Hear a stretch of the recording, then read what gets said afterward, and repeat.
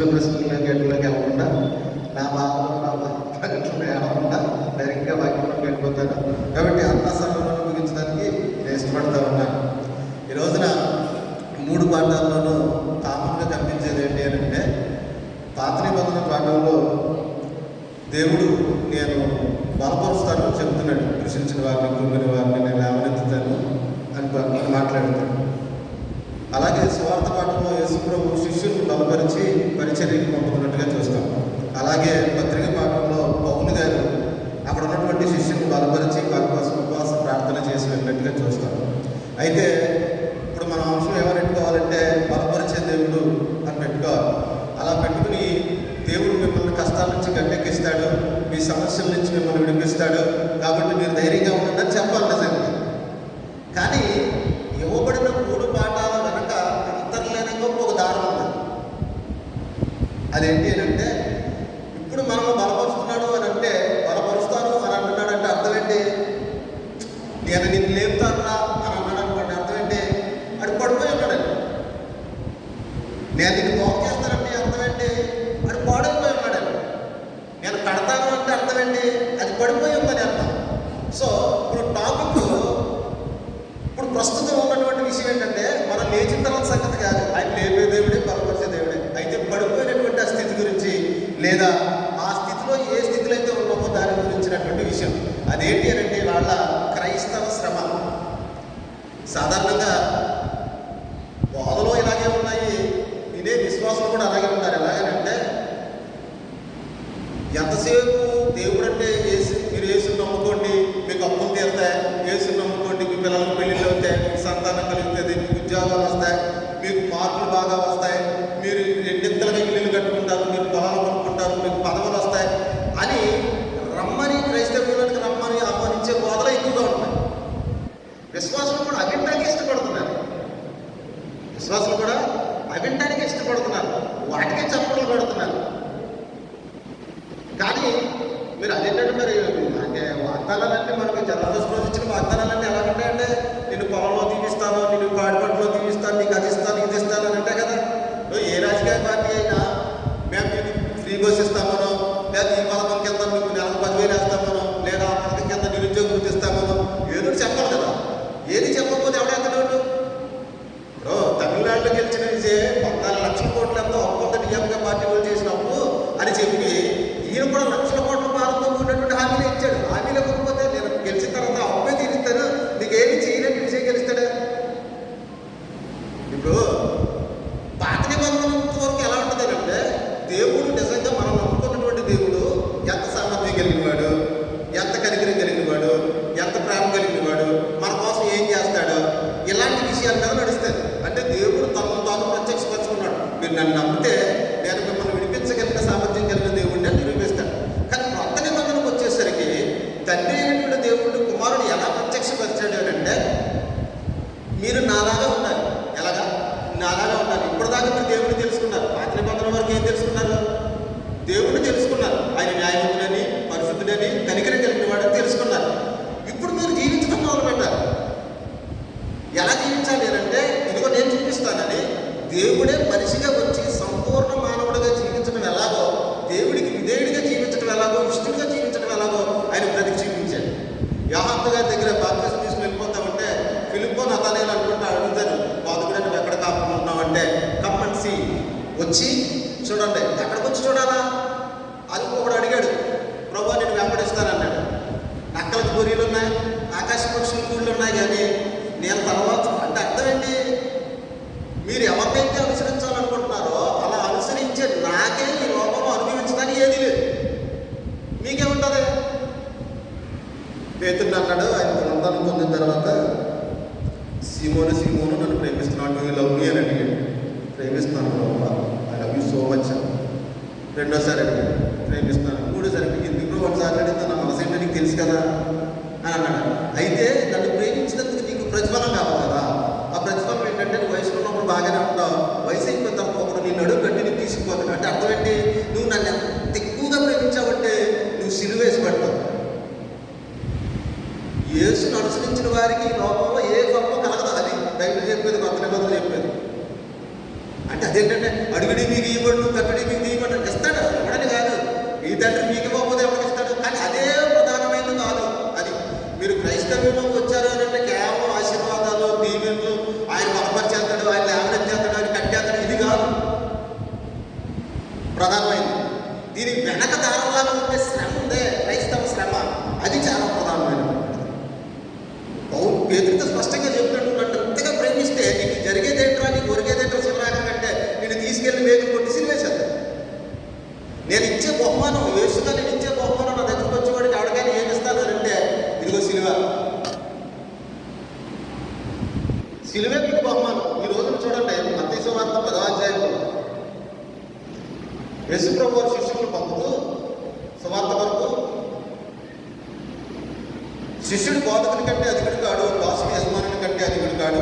శిష్యుడు తన బోధకుని వలను, దాసుడు తన యజమానుని వలను ఉండిన చాలు. ఇంటి యజమానునికి బయలుచూపులని వారు పేరు పెట్టి ఉండిన ఎడల ఆయన ఇంటి వారికి మరి నిశ్చయముగా పేరు పెట్టింది కదా. అంటే మరి అబ్బాయిలు 12 మంది మీరు వెళ్తున్నారు, మీరు వెళ్ళి వాక్యం చెప్పినప్పుడు వాళ్ళ చప్పట్లు కొట్టారనుకో అది ఫలించలేదనే. అన్న ఎక్కడో పెద్ద అయినా వస్తూ ఉంటే నేను నా ఫ్రెండ్ కలిసి వెళ్ళిన మీటింగ్కి వెళ్తాం. వెళ్తే ఆయన మంచి తలాంత పిలుపుకెళ్ళినటువంటి దైవజనుడేమో, బలంగా వాడబడుతున్న దైవజనుడేమో, ఆయన వరుస క్రమంలో ఒక టాపిక్ లాగా చెప్పుకుంటూ వస్తున్నాడు. చెప్పుకుంటూ వచ్చి సినిమా సినిమాలో క్లైమాక్స్ ఇచ్చినట్టు అలా హై తీసుకెళ్ళేసరికి భక్తులందరూ చెప్పకుండా అందరూ ఎంతమంది మారు మనసుకుని ఉంటారు? వాక్యం విన్నాం, బాగా ఉత్తరాలు అనిపించి చెప్పడం కంటే మారు మనసు పొందాలి కదా. పొందలేదంటే ఏమైంది? ఆ వాక్యం ఎక్కడ దాకా వెళ్ళింది, ఇక్కడ దాకా వెళ్ళింది. ఎంటర్టైన్ అయ్యే అంతే. ఓ సీరియల్ చూసినప్పుడు ఉపయోగపడినట్టు, ఓ సినిమా చూసినప్పుడు ఉపయోగపడినట్టు వాక్యాన్ని నేను ఎంటర్టైన్ అవుతున్నావు తప్ప ఆ వాక్యానికి మారు మనసు పొందట్లేదంటే ఆ వాక్యం ఎక్కడ దాకా వెళ్ళలేదు, ఇక్కడ దాకా వెళ్ళట్లేదు. ఇంకొక అతను వాక్యం చెప్తున్నాడు, చాలా చిన్న చర్చి, మీకంటే చాలా చిన్న సంఘం చెప్తున్నట్టే. ఒక అతను అక్కడ కూర్చుని, ఆయన బీసీసీ మెంబరు, చాలా ఉంటే చాలా మంచాడు, కళ్ళమ్మడి నీళ్లు పెట్టుకుంటున్నాడు వాక్యం అంట. అంటే వాక్యం ఎక్కడికి వెళ్ళింది? అది ఈయన ఏమంటాడంటే, అలాంటి వాక్యం మీరు చెప్పినప్పుడు వాడు మిమ్మల్ని తిడతారు. మమ్మల్ని వ్యభిచారులు అంటున్నావా, మమ్మల్ని దొంగలు అంటున్నావా, మేము అబద్ధ కూరలు అంటున్నావా, నీకు ఏం తెలిసిన మా గురించి ఎలా మాట్లాడుతున్నావని ఎవడన్నా అన్నాడంటే సూపర్ అది. ఎందుకనంటే ఆల్రెడీ వాడు హృదయంలో ఒక వాక్యము వెళ్ళిపోయింది. ఇవాళ కాదు రేపు మనుస్తుంది, రేపు కాదు ఎల్లుండా మనుస్తుంది. ఆడి ఫలిస్తాడు ఖచ్చితంగా. వాడు మారు మనసు పొందుతాడు. ఇవాళ మనం ఉద్దేశించిన, ఇవాళ మనం తిట్టిన వాడు రేపు పొద్దున మారు మనసు. కాబట్టి నన్నే తింటారా ఏమని, ఇటు పిచ్చెట్టింది. ఇవాళ కూడా అన్నారు కదా రాధామోహన్ దాస్ లాంటి వాళ్ళు వేసి తాగుతుంటే వాళ్ళ అమ్మ రసరసం అయిపోగానే ముందు ఈ దగ్గరికి వెళ్ళి చెప్పింది, ఈయన తాగుతాడు గట్టిగా, అది వాళ్ళు చెప్పేది. ఆ తర్వాత అతను గట్టిగా తగ్గుకున్నాడంటే అది వేరే విషయం. టాపిక్ అతనికి ఎందుకు రాదు. అంటే నాటి నుండి నేటి వరకు కూడా యేసుని తిట్టేవాళ్ళు లేకపోతే దూషించేవాళ్ళు అత్యధికంగా ఉన్నారు. ఆయన ఏమంటాడంటే, నన్ను తిట్టినా నేను వాళ్ళ మీద అగ్నివర్షం ఏమి కురిపించట్లా, నన్ను తిట్టినా నేను వాళ్ళ మీదకి శాపాలకి తీసుకురావట్లా, నన్ను తిట్టినా నేను భరిస్తున్నాను. ఆ ప్రకారంగానే మీ బోధకుడైన నేనే భరించినప్పుడు నా శిష్యులైన మీరు, మన దేవుడే భరించినప్పుడు మనం ఎందుకు భరించాం? కానీ ఒక మాట అన్నాయంటే రెండో మాట అనేస్తాం, కేసులు పెట్టుకుంటాం, ఉద్యమాలు చేస్తాం, ధర్నాలు చేస్తాం, కానీ మాట పడటానికి ఎవరికే ఇష్టం లేదు. ఇంకా క్రైస్తవ శ్రమ దాకా వెళ్ళాలి అని అంటే అది అయితే అసలే కూడదు. మరి నన్ను తిట్టినప్పుడు నేను ఎలాగైతే సహించుకున్నానో మీరు అలాగే సహించుకుంటప్పుడు మీరు ఎక్కడ ఉన్నట్టు నాలో ఉన్నట్టు నేను మీలో ఉన్నట్టు వచ్చి చూడండి అని అంటే అర్థం ఏంటి అని అంటే, మతంలోకి రండి, చర్చిలోకి రండి అని కాదు, నా జీవితంలోకి రండి. నా జీవితంలోకి వచ్చి నాలాగా మీరు జీవించాలి. నీలాగా ఎందుకు బతకాలి, మా బతుకులు మాకు లేవా అంటే దేవుడు అంటాడు, ఎవడైతే నా కుమారుడు పోలి బ్రతుకుతాడో అలాగా నా కుమారుడు పొందిన ప్రకారమే మీరు కూడా పొందుతారు. అంటే యేసయ్య అంటాడు ప్రకటన గ్రంథంలో, నేను జయించిన ప్రకారము నాతో పాటు జయించిన వానికి నా తండ్రి సింహాసనాన్ని ఇస్తాను. అంటే అర్థం ఏంటి? నేను ఏదైతే జయించానో మానవ జీవితాన్ని, కోరికల జీవితాన్ని, లోకాశల జీవితాన్ని, దేన్నైతే నేను జయించానో, శ్రమతోనూ నిందతోనూ అవమానంతోనూ ఎదుర్కొని ఎలాగైతే నేను నిలిచానో, అలా ఎవడైతే నిలుస్తాడో వాడికే వారసత్వం, ఎవడైతే నిలుస్తాడో వాడికే తెల్లని రాయి, ఎవడైతే నిలుస్తాడో వాడికే ఒక కొత్త పేరు, ఎవడైతే నిలుస్తాడో వాడికే జీవవృక్షాలు. కొంతమంది ఏమంటారంటే, ఇవన్నీ కావద్దని ప్రభు నీ బతుకు మాకొద్దు.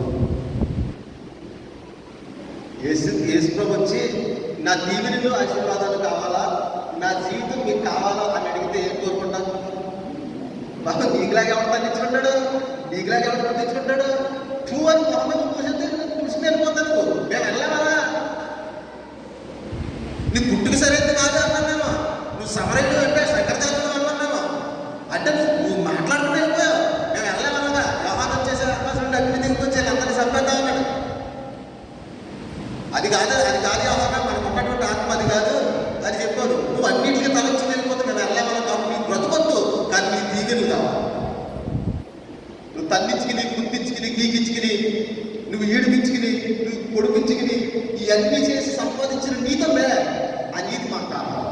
కానీ మేము మాత్రం హాయిగా సుఖంగా సౌఖ్యంగా కడుపుకేమో కంచాన్ని, నడరికేమో మంచాన్ని కట్టుకుని చక్కగా హాయిగా సౌఖ్యంగా సుఖంగా ఉంటాం. యేసుబాబు యేసుబాబు ఎదురు కావాలి.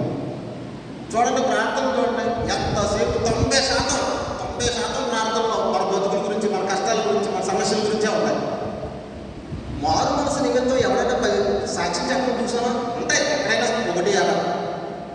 కానీ ఎక్కువగా సాక్ష్యం ఏంటి, బాబు మా అమ్మాయికి డెలివరీ చాలా కష్టం, దేవుడు కాబట్టి అసలు దేవుడే కాబట్టి సాక్ష్యం మంచిది కాదని కాదు. ఇల్లు కట్టుకుంటున్నామంటే ఆగిపోయిన మధ్యలో దేవుడు ప్రభుత్వం పెట్టి ఎక్కడితో సహాయం ఉందంటే మేము పూర్తి చేయగలిగేవాడు. మంచిదే, సాక్ష్యమే, తప్పేమి లేదు. మీ తల్లి గురించి మీకు సాక్ష్యం ఇవ్వడం మంచిదే. కానీ మారు మనసు నిమిత్తమే నీ జీవితంలో ఒక్కసారైనా సాక్ష్యం చెప్పవా? నేను ఎలా దేవునికి విరోధంగా పాపం చేశాను, నేను పరలోకానికి విరోధంగా పాపం చేశాను, ఈనాటి నుండి నాకు నా పాపం మీద నేను గ్రహించేలాగా దేవుడు చేశాడు, నేను ఈ పాపాన్ని విడిచిపెడుతున్నాను, మరలా ఎప్పుడు ఈ పాపం జోలికి నేను పోను అని ఎప్పుడైనా ఒక సాక్ష్యం మన జీవితాల్లో ఉందా? అబ్బే, ఆ శ్రమ వద్దు, ఆ అవమానం వద్దు, అలా తగ్గించుకోవడం, కూర్చుంచుకోవడం వద్దు. మాకేం కావాలంటే అంతే కాదు. అంటే మీరు శ్రమలో ఉన్నప్పుడు దేవుడు మిమ్మల్ని పట్టించుకోవడం అని చెప్పట్లా. ఆయన అంటాడు, 2 పిచ్చుకలు ఒక కాసుకి. అంటే పిచ్చుకలకు కూడా ఒక ధర అంటూ ఉంది కదా, విలువ అంటూ ఉంది కదా. మరి అలాంటప్పుడు మీకు విలువ లేదా? మీరు విలువ పెట్టి కొన్నవారని చెబుతుంది కదా వాళ్ళు. ఖచ్చితంగా దేవుడు మీ విషయమై చర్య తీసుకుంటాడు, మీ అవసరాలను పట్టించుకుంటాడు, మీ అవసరాలను తీరుస్తాడు. తీర్చననుకుని మనంతటా మనమే పోగేసుకుని రేపు పొద్దునికి ఎలాగో, రేపు ఏంటో అని దాచుకోవడం మొదలు పెడుతూ చేస్తాం. ఇప్పుడు ఒక మాట నచ్చు, అయినా ఏసై వచ్చాడు కానీ ఇలాగా కష్టాల బ్రతుకులో వచ్చాడు. ఈయన శుభ్రంగా తిని తాగి శుభ్రంగా సుఖంగా ఉంటే లాస్ట్లో సినిమా చూసి చచ్చిపోతుంది అనుకోండి కదా. కావాల్సిన రక్తమే కదా, మనం విడిపించిందంటే శుద్ధమైన రక్తమే కదా. ఆ లాస్ట్లో రక్తాన్ని చిందించి చచ్చిపోతే వదులుకోను కదా. మనం కూడా చివరాక దాకా శుభ్రంగా తాగి తినేసి ఇష్టానుసారంగా తిరిగేసి ఆ లాస్ట్ వచ్చేసరికి ప్రభు నన్ను క్షమించాను నువ్వు అయిపోరు కదా. అప్పుడు నాలాగా బతకంటే బతుకుతుంది కదా ఆయనలాగా. ఆయన కష్టపడుతున్నందుకు మనం కష్టపడుతున్నందుకు. అంటే మీకు చిన్న పుస్తకం గురించి చెప్తాను. పాలో కోయిలో అని ఒక అతను రాశాడు పుస్తకాలు, ద ఆల్కెమిస్ట్ అనే పుస్తకం. అంటే పరిశుభ్రం అని అంటారు. ఆ పుస్తకంలో ఒక క్రైస్తవ యువకుడు శాంటియాగో అతని పేరు. అతడు తనకు వారసత్వంగా వచ్చిన మేకను గొర్రెలు మేపుకుంటూ స్పెయిన్ దేశం అండలూసియా అనే ప్రాంతంలో ఆ రాత్రిపూట ఉండడానికని పాడుపడిన చర్చి ఒకటి ఉంటే ఆ చర్చిలో గొర్రెలు కట్టేసుకుని అలాగే స్టోర్ రూమ్ లాంటి ప్రదేశంలో ఒక అంజూరు చెట్టు పొలుచుకొస్తే ఆ చెట్టు కింద పడుకున్నాడు. రాత్రి పడుకుంటే రాత్రి కళ వచ్చింది. ఏంటి అని అంటే ఈజిప్ట్లో పిరమిడ్ల దగ్గర మీద ఉన్నట్టు కళ వచ్చింది. కళ వచ్చినట్టే మనోడు బయలుదేరి దానిలో ముసలి సగునాలు చెప్పే ముసలి దాన్ని కలుసుకుంటాడు. ఆ తర్వాత మిల్కీసే దగ్గర కలుసుకుని తుమ్మిము తీసుకుంటాడు. ఆ తర్వాత గాజు సామాన్లు అమ్మేవాడి దగ్గర కొంతకాలం పనిచేస్తాడు. ఆ తర్వాత ఎడారిలో ప్రయాణం చేస్తాడు, యుద్ధాల్లో పాల్గొంటాడు, దొంగల చేత పట్టబడతాడు. ఎన్నో కష్టాలు పడి ఆఖరికి ఈజిప్ట్ వెళ్తాడు. ఈజిప్ట్ వెళ్ళి అక్కడ తన మనసు చెప్పిన చోట తవ్వడం మొదలు పెడతాడు. ఎంత రోజుగా తవ్వినా అక్కడ ఏది ఉండదు. లోకల్గా ఉన్నటువంటి కొంతమంది గుంపొచ్చి అతని దగ్గర అతని మధ్యలో ఆల్కెమిస్ట్ అంటే పరిశుభ్రత గురించి తెలుసుకుంటూ ఒకటి కనుక్కుంటాడు. అతను కొంత బంగారాన్ని ఇస్తాడు.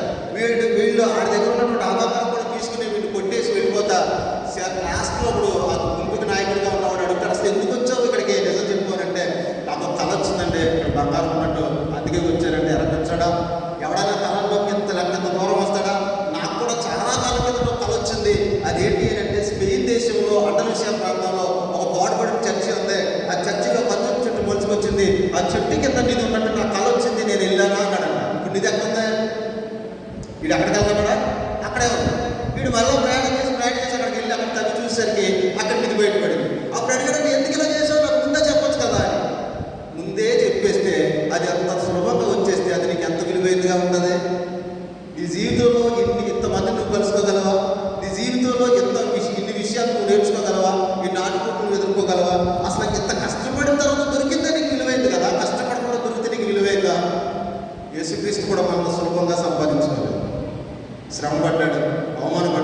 నిందపడ్డాడు, ఆఖరికి తన సొంత రక్తం ఇచ్చి తన ప్రాణం ఇచ్చి మనం సంపాదించాడు.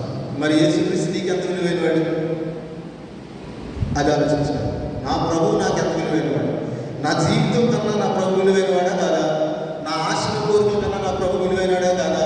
నా ఇంటి కన్నా, నా ఆస్తిపాస్తుల కన్నా, నాకు ఉన్నటువంటి ఆశయాల కోరికల కన్నా నా ప్రభు విలువైనడా కాదా అని మనం ఆలోచన చేసుకోవాలి. అలా తన సిలువను ఎత్తుకున్నటువంటి ఇద్దరు వ్యక్తులు ఇకోనియాకి వెళ్ళారు. వాళ్ళంతకు అంతియోకియాకి వెళ్ళారు. అంతియోకియా నుండి వాళ్ళు తరిమేస్తే అక్కడి నుంచి ఇకోనియాకి వచ్చారు. అక్కడికి వచ్చిన తర్వాత వాళ్ళు కూడా తరిమేస్తే లుస్త్రాకి తెరిపేకి పారిపోయారు. అయితే చాలామంది గ్రీకులు, యూదులు విశ్వాసం వచ్చారు. గొప్ప విజయం మీద సంభవించింది. ఆ తర్వాత లుస్త్రాకి వచ్చేసారు. లుస్త్రాకి తెరిపేకి వచ్చేసారు. వచ్చేసిన తర్వాత వాక్యాన్ని ప్రకటిస్తున్నాడు బాబు. ప్రకటిస్తుంటే అక్కడ కుంటికాలతో ఉన్నటువంటి ఒక వ్యక్తి ఉన్నాడు. ఆ వ్యక్తి అలాగే చూస్తూ ఉన్నాడు. పౌలు అతను చూసి అతనిలో విశ్వాసం ఉందని గ్రహించాడు. ఇక్కడ మీరు గమనించాల్సింది ఏంటంటే, అతను చేస్తున్న పని ఏంటంటే, వినడం అనేది మొదటి విషయం అయితే, విన్నది నా కోసమే అన్న పరివర్తన, ట్రాన్స్ఫర్మేషన్కి రావడం అనేది చాలా ఇంపార్టెంట్. ప్రతి ఒక్కరికి ట్రాన్స్ఫర్మేషన్ కలగాలి. వినటం అనేది సాధారణ విషయం, మొదటి విషయం. వినటం దగ్గర నుండి ఈ వినబడుతుంది నా కోసమే అనే విషయం దగ్గరికి మీరు ట్రాన్స్ఫర్ కాగలిగితే అదే మార్పు. చాలామంది ఇది నా కోసం కాదు, దేవుడి కోసం, ఇది నా కోసం కాదు, సంగతి కోసం, ఇది నా కోసం కాదు, ఇది సిఆర్ గారి కోసం, ఇది నా కోసం కాదు, విచారణ కోసం, ఇది నా కోసం కాదు, నరకం కోసం, ఇలాగ అనుకుంటూ ఉంటాం. కానీ అలా కాదు. వినటం మొదటి విషయం అయితే, విన్నది నా కోసమే అని అనుకోవడం పరివర్తన. అలా ఎప్పుడైతే అనుకుంటామో ట్రాన్స్ఫిగరేషన్ జరుగుతుంది, అంటే రూపాంతరం జరుగుతుంది. అప్పుడు కాళ్ళు, ఆ తర్వాత కాళ్ళు వచ్చాయి. జీవితాల్లో అద్భుతాలు జరగాలంటే వాక్యం వినండి, విన్న వాక్యం మీకోసమే నమ్మండి. అప్పుడు మీ జీవితాల్లో అద్భుతాలు జరిగింది. అద్భుతాలంటే మళ్ళీ ఆస్తిపాస్తులు వస్తే 10 ఎకరాల పొలం వస్తుంది, మీ దారి వెళ్తా ఉంటే 10 దారి బంగారం దొరుకుతుందని చెప్పడం. హృదయంలో గొప్ప మార్పు సంభవిస్తారు, ఆత్మలో గొప్ప ఉద్యమం సంభవిస్తారు. నిజమైనటువంటి బ్రతుకు యేసుక్రీస్తు ఎలా బ్రతికాడో అలా బ్రతకడంలో ఉన్నటువంటి సంతృప్తి ఏంటో మనకు తెలిసి వస్తారు. వాళ్ళిద్దరూ వెళ్ళి ఎప్పుడైతే స్వస్థపరిచారో వాళ్ళందరూ కూడా ఆ లుకోరియా భాషలో, వాళ్ళ భాషలో యావతమ్మ మధ్యలో దిగొచ్చారు అని చెప్పి, ఒకరికేమో విపదాన్ని పేరు, ఒకరికేమో ఇంకో పేరు. అది గ్రీకు దేవుడి భాషలో చెప్పాలంటే ఒకరికి చూసు, వాళ్ళ పెద్ద దేవుడు, గ్రీకుల దేవుడిలో పెద్దవాడు అనమాట. మన 5వ పురాణంలో ఇంద్రుడు ఎలాగా అలాగా చూసి అనమాట. రెండవ అతనికి హెర్మేస్ అని పేరు పెట్టారు. బర్నబాకి పేరు పెట్టి వాళ్ళకి గొప్పగా ఏర్పాటుగా అంత పౌరులు అర్థం కావట్లేదు ఏం చేస్తారు. ఎందుకంటే వాళ్ళు వాళ్ళ భాషలో మాట్లాడుకుంటారు, లుకోరియా భాషలో మాట్లాడుతున్నారు. కాబట్టి పౌరులకి బర్నబాకి వాళ్ళు ఏం చేస్తారు అర్థం కాదు. వీళ్ళ దండల ఎండలో పట్టుకొచ్చి బలి పిల్లలు ఎంత పడితేనే కానీ అనుమానం. అప్పుడు వెంటనే బట్టలు చుట్టుకున్నారు. సాధారణంగా యూదులు దైవ దోషం జరిగినప్పుడు బట్టలు చుట్టుకుంటారు. రెండోది పౌరు ఏంటంటే, మేము మీరంటే చూడరా బాబు అని చెప్పి బట్టలు చుట్టుకుని చూడరా శరీరం చూడండి, మేము కూడా మీకు లాంటి వాళ్ళమే. కాబట్టి ఈ వ్యర్థమైన వాటిని విడిచిపెట్టి నిజమైనటువంటి దేవుడి వైపుకి తిరగండి. ఒకవేళ పాలభక్తుడు దేవుడు మిమ్మల్ని పట్టించుకోకపోయినా ఆయన బలవంతమైన ఋతువులను, వర్షాలను ఇవ్వడం ద్వారా దేవుడు తనకు వచ్చినటువంటి సాక్ష్యం లేకుండా చేయలేదు. కాబట్టి దేవుడికి వచ్చిన సాక్ష్యం పూర్వం నుండి మీ మధ్యలో ఉంది కనుక మీ ఎదుర్కొంటున్న విషయాలను చూసినప్పుడైనా దేవత్వాన్ని గురించి అర్థం చేసుకుని ఆయన వైపు తిరగండి అని అన్నారు. ఈలోపు అంతియోకియాలో ఉన్న అవిశ్వాసులైన యూదులు, ఇకోనియాలో ఉన్నటువంటి అవిశ్వాసులైన యూదులు అక్కడికి వచ్చి వీళ్ళని రెచ్చగొట్టి ఎవరైతే వాళ్ళు పూజలు చేయాలని తాపత్రయపడ్డారో వాళ్ళ చేత రాళ్ళని కొట్టించారు పౌరులు. ఒక కుంటివాడిని బాగు చేయగలిగిన శక్తి కలిగినటువంటి పౌలుకి వాళ్ళందరినీ ఎదిరించే శక్తి లేదా? తనను తాను కాపాడుకునే శక్తి లేదా? కానీ శ్రమకు ఎందుకు లొంగాడు? గలతీ పత్రికలు అన్నాడు, మీకు రెఫరెన్స్ అని చూపించిన టైం లేదు కానీ, క్రీస్తు యొక్క గుర్తులను నా శరీరం ముందు నేను భరిస్తున్నానంటాడు గలతీ పత్రిక 6వ అధ్యాయం. అంటే క్రీస్తు ఎలాగైతే పట్టబడ్డాడో నేను అలా పట్టబడ్డాను అని చెప్తాడు. ఇంకా చెప్పాలంటే కొంతమంది వేదాంత పండితులు ఏం చెప్తారంటే, స్టెఫను యొక్క రాళ్ళతో కొట్టినప్పుడు దానికి అనుమతించినటువంటి పౌలు ఆ శిక్షను ఇప్పుడు అనుభవిస్తూ ఉన్నాడు అని చెప్తారు. ఇంకా చెప్పాలంటే కొరింథీ 2వ పత్రికలో ఆయన చూస్తున్నటువంటి పరలోక దర్శనం, నేను 3 ఆకాశానికి ఎక్కిపోయాననే దర్శనం ఇప్పుడే చూశాడని చెప్తారు. ఎందుకంటే ఆ రాళ్ళతో కొట్టినప్పుడు పౌలు చచ్చిపోయాడని చెప్తారు చాలామంది. థియాలజిస్టులు ఏం చెప్తారంటే, అప్పుడు రాళ్ళతో కొట్టినప్పుడు పౌలు చచ్చిపోయాడు. చచ్చిపోయిన వాడిని దేవుడు బ్రతికిస్తే అప్పుడు తిరిగి లేచాడని చెప్తాడు. అలా చచ్చిపోయిన సమయంలోనే ఆయన 3 ఆకాశానికి ఎక్కిపోయి వచ్చాడు. అందుకే పరలోక దర్శనం గురించి చెప్పగలుగుతున్నాడు అని చెప్తాడు. శ్రమ పడటానికి పౌలు ఇష్టపడకపోతే అతను 3 ఆకాశానికి ఎక్కిపోయాడు. మనలో చాలామందిని సౌఖ్యంగా ఉండటానికి ఇష్టపడతాం.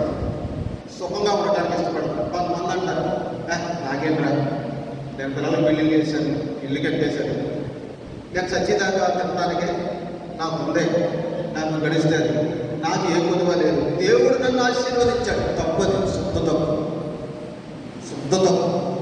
ఆయన ఒకటే మాట్లాడినాడు, తనను తాను ఉపేక్షించుకుని తన సిలువునెత్తుకుని రానివాడు నావాడు కానీ వాడిని నేను ఆశీర్వదించలేదు. వాడు ఎవడో నాకు తెలియదు. ఎవడైతే సిలువ ఎత్తుకుంటాడో వాడే నాకు తెలుసు. ఎందుకని వాడు నాలాగే ఉన్నాడు కనుక, వాడు నాలాగే ఉన్నాడు కనుక. ఇప్పుడు మీరు పర్లోకి వెళ్తారా, పర్లోకి వెళ్ళిన తర్వాత అక్కడ దేవదూతలు కనుక ఒకవేళ ఇంకేసి అడిగారు అనుకోండి, అసలు నీకు సంబంధం ఏంటరా, ఇక్కడికి ఎందుకు వచ్చావు, ఇక్కడ ఎవరున్నారు, నీకు సంబంధించిన ఎవరున్నారు, అసలు ఇక్కడ మీకు హక్కు ఏంటి అని అడిగారు అనుకోండి, ఏం చెప్తారు? ఏం చెప్తారు? అప్పుడు మీరు కనుక తండ్రికి వారసులైతే ఒక మాట చెప్పవచ్చు, మీరు ఆయన శక్తికి వారసులేమో కానీ ఆయన స్వభావానికి మేమే వారసు. ఆయన స్వభావం ఏంటి? కనికరము, దయ, దీర్ఘశాంతము, విస్తారమైన కృప, సత్యము కలిగినటువంటి దేవుడు. ఆ స్వభావం మాలో ఉంటాయి. ఇదిగో ఆయన కుమారుడైనటువంటి క్రీస్తు మా సహోదరుడు. ఎందుకని పునరుద్ధానం పొందే వారందరూ ఆయన ఎవరో జ్యేష్ఠుడు. మనల్ని సహోదరులని పిల్లలని పిలవడానికి సిగ్గుపడినవాడు. ఎబ్రీ పత్రిక 2వ అధ్యాయం ప్రకారం ఆయన మనకి సహోదరుడు అయి ఉన్నాడు. మా సహోదరుడు ఉన్నాడు. ఇదిగో ఈ సహోదరుడు శరీరంలో ఏ గాయాలైతే గుర్తులైతే ఉన్నాయో, ఇదిగో మా శరీరంలో అయ్యే గాయాలు గుర్తులు ఉన్నాయి. మా సహోదరుడు భూమి మీద ఎలాంటి జీవితాన్ని జీవించాడో మేము కూడా భూమి మీద అలాంటి జీవితాన్ని జీవించాం. కాబట్టి ఈయన మేము బ్రతుకులు బట్టి ఈయన మా సహోదరుడు, ఆయన కొడుకు కాబట్టి మేము కూడా ఆయనకి కొడుకులము. మేము దేవునికి సంతానం కాబట్టి ఇది మా దేవుని చోటు కాబట్టి ఇది మాది, దీనికి మేము వారసులు మనం క్లెయిమ్ చేసుకోగలుగుతాం.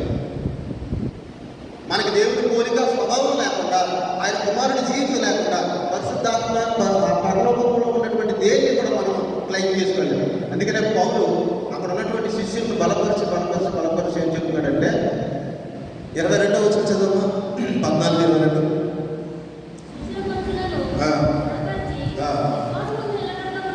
విశ్వాసం నిలకడగా ఉండవాలని అనేక శ్రమలు అనుభవించి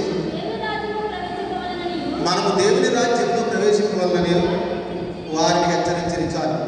పౌలు కూడా దేని గురించి హెచ్చరిస్తూ ఉన్నాడు? యేసుప్రభువే దేని గురించి చెబుతున్నాడు అని అంటే, మీకు శ్రమలు వస్తాయి, నేను తట్టుకున్న ప్రకారంగా మీరు తట్టుకోండి, నిలబడండి. పౌలు ఏం చెప్తున్నాడంటే, మనం అనేక శ్రమలను క్రైస్తవులుగా అనుభవించి పరలోకాన్ని సంపాదించుకోవాలి. శ్రమ పడకుండా క్రైస్తవుడుగా ఉండలేడు ఎవడను. శ్రమ పడకుండా ప్రభువుకి వారసుడిగా ఎవడు ఉండలేడు. శ్రమ పడకుండా, నింద పడకుండా, అవమానం పడకుండా ఎవడు కూడా పరిశుద్ధాత్మ యొక్క ఇచ్చే ఆదరణ సహవాసాన్ని పొందుకోలేడు. పరిశుద్ధాత్మతో కనెక్టివిటీ లేకపోతే ఎవడు కూడా ప్రభువుని చూడలేడు.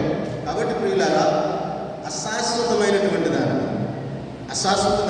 దాన్ని దాని కొరకు మీరు పోరాడగా, దాని కొరకు ప్రయాసపడక, ఈ శరీరం అవమానించబడిన, ఈ శరీరం నిందించబడిన, ఈ శరీరం గాయపరచబడిన దానిని తృణీకరించి లోపల ఉన్నటువంటి ఆత్మను ఎవడో ఏది చేయలేడు కనుక అది చేయగలిగినటువంటి దేవునికి భయపడుతూ ఆ ఆత్మను రక్షించుకోవడానికి మనం ప్రత్యేకంగా పోరాటం చేయవలసి ఉన్నది. అది కేవలం లోకస్తులతో మాత్రమే కాదు, అంధకార సంబంధములు శక్తులతోనూ ఆకాశంలో ఉన్నటువంటి సమూహంతోనూ మనము పోరాటం చేయవలసిన వారంగా ఉన్నాం.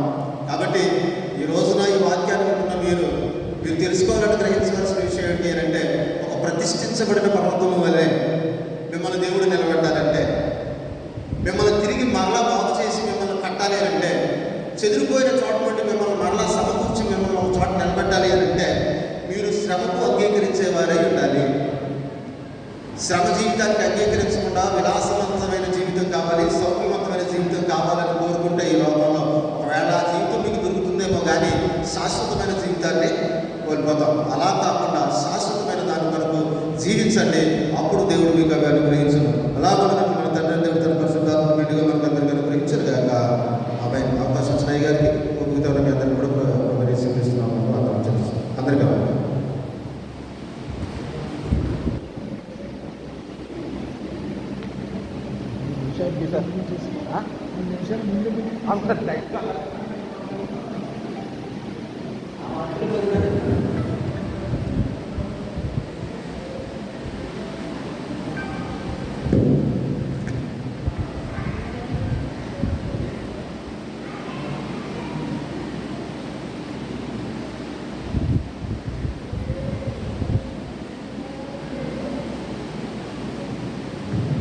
మంచిదండి. చక్కని విషయాలు తెలియజేసినటువంటి వాడు ఎక్కడికి వెళ్ళిపోయాడా? రాజశేఖర్ గారికి మన ఎంపీ పార్టీ వాళ్ళని లోదరన్ సంఘ మనిషిగా ప్రభు పేరుట ప్రత్యేక వందనాలు తెలియజేస్తున్నాను. ఎక్కడికి వెళ్ళాడంటే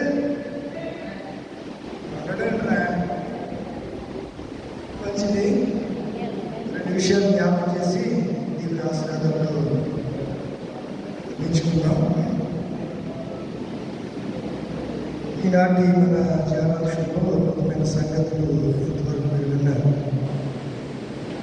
గత ఆదివారం నేను మీ మధ్యకు రాలేకపోయాను. యాక్చువల్గా ఈ ఆదివారం కూడా ఈరోజు గ్రాడ్యుయేషన్ డే ఉంది కాలేజీలో. తప్పనిసరిగా అటెండ్ అవ్వాలి. నేను ఇంటికి ఏదో చెప్పి తప్పించుకున్నాను. ఈ మధ్యకు రావడానికి దేవుడు నాకు అనుకూలమైనటువంటి సమయాన్ని అనుగ్రహించారు. ఈ దినాల్లో మనిషికి సాటిస్ఫాక్షన్ అంటే తృప్తి లేనటువంటి జీవితాలు జీవిస్తున్నటువంటి పరిస్థితులు మనం చూస్తూ ఉన్నాం. అయితే బైబిల్లో రిస్టోరేషన్ అంటే పునరుద్ధరణ లేకపోతే రికవరీ రిస్టోరేషన్ అండ్ రికవరీ అంటే దీన్ని పునరుద్ధరించడం, ఒక మనిషిని బాగు చేయడం, ఒక వస్తువును సరి చేయడం. ఇది ఎవరి వల్ల సాధ్యపడుతుందంటే కేవలం సాక్షాత్తు దేవుని ద్వారానే అని నేను జ్ఞాపకం చేస్తున్నాను. పౌలు ఈ బర్నబాను గురించి మనం ఆలోచన చేస్తే వాడు